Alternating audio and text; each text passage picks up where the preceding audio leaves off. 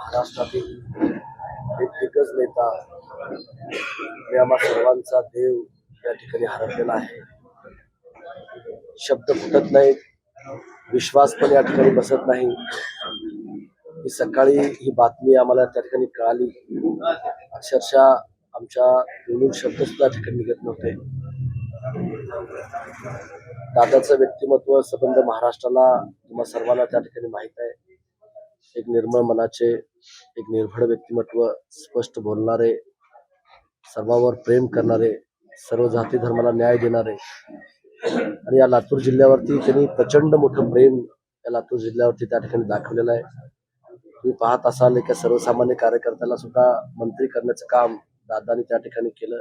आदरणीय बाबासाहेब पाटील साहेबांना सुद्धा सहकार मंत्री करण्याचं काम दादांनी त्या ठिकाणी केलं. खूप मोठी हानी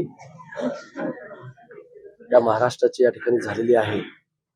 म्हणून आम्हाला काहीच कळत नाही आणि म्हणून मी आमच्या सर्वांच्या वतीनं दादाला मी विनम्र असं अभिवादन या ठिकाणी मी करतो आणि भावप्रतिनिधी श्रद्धांजली अर्पण